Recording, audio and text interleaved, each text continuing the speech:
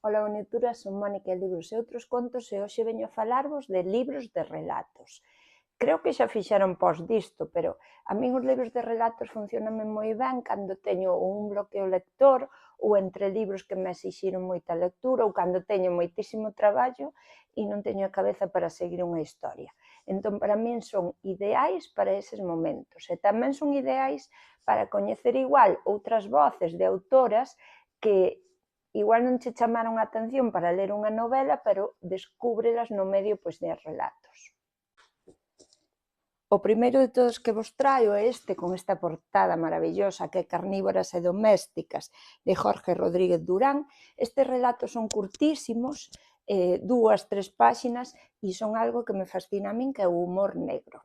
De cousas aparentemente tristes ou desgrazas, el fai humor, non? Aquí temos, por exemplo, alguén que morreu por un cortaúllas, temos esquelas un pouco raras, o sea, son como humor absurdo. Tamén temos todo o que colle nunha maleta.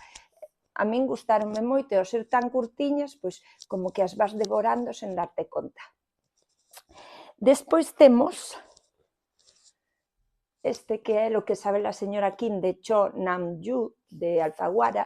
Este fascinoume. Este non ten tanto humor, vale? A autora é coreana e quixo contarnos, hai 8 relatos e son 8 historias de 8 mulleres que se apellidan Kim, que parece ser que é un dos apelidos máis comúns en Corea do Sur, e son mulleres que nos van a ensinar a brecha laboral a que se enfrentan, os machismos aos que se enfrentan nesa sociedade, a presión por ter unha familia, por ter fillos, por coidar, por ser as mellores, aínda así sempre quedarse en baixo, e sobre todo algo que me fixo reflexionar moito é o paso do tempo e que pasa cando estas mulleres se fan maiores, non? O relato que máis me gustou foi o de Noche de Aurora Boreal, porque vai de unha muller que ao final tiña programado a viaxe dos seus soños e por circunstancias ten que ir coa súa sogra, non lle apetece moito, a priori, pero durante a viaxe descubren que non son tan diferentes, créase un vínculo moi chulo, non sei, gustoume moito. Recoméndovolo moito porque, aparte, a maneira de escribir desta autora é unha maravilla.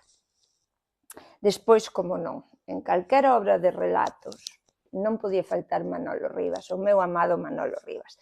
Trouxen ela Maldita Alma, pero podería traer calquera, non? Que me queres amor, Un millón de vacas, bueno, teño por aquí, e Vivir sen permiso outras historias.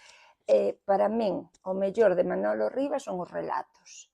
Encántanme, non tan así nas novelas, pero nos relatos pareceme que é un mestre absoluto, porque, aínda que son relatos máis curtos, están moi completados, é dicir, desenvolven moitísimo as personaxes, case sempre están baseadas en lugares da súa infancia, en cousas que viviu ou escoitou, pero os personaxes son o mellor sempre dos relatos. Despois que escribe con un lirismo maravilloso, e este libro quería ensinárvolo porque este libro merqueino de segunda man. Entón ten algo que eu nunca fago, que lle vexo facer á xente, encántame, pero eu non son capaz, que é que quen o vendeu, subliñou os seus parágrafos favoritos.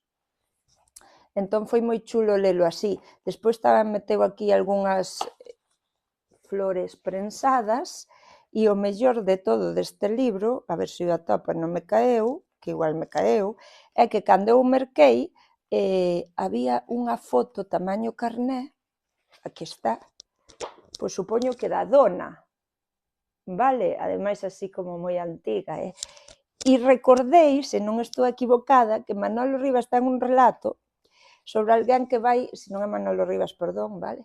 Que vai descubrindo fotos de carné dunha persoa por Santiago. Non sei, pareceume moi guai. E por último, traivos esta maravilla de edición de Rodepris, O ano do tigre. Chamas así porque todos os relatos que hai baseanse neste animal, no tigre, porque creo que se publicou no 2022 e era o ano do tigre chinés, vale? Temos relatos de Lucía Aldao, Xiana Arias, Patricia Janeiro, Carlos Lixó e Ismael Ramos. O que vos dicía, aquí hai autoras das que eu oíra falar, pero non lera nada, entón como que me acheguei bastante a elas. Eu, se tivese que definilo, diría que é un libro un pouco punk, así un pouco roqueiro, un pouco psicodélico, non? Gustoume moitísimo descubrir a Lucía Aldao en narrativa. Bueno, sen máis, rematamos aquí, espero que vos gustara, deixádeme por aquí outros libros de relatos, porque así eu anótomos, porque é algo de verdade que leo moito.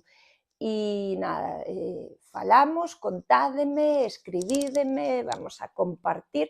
Eu prométovos que en maio, vale? Pero non sei, estou xa cansa de queimar o tallo do frío que fai. Pero bueno, quises dar lotes.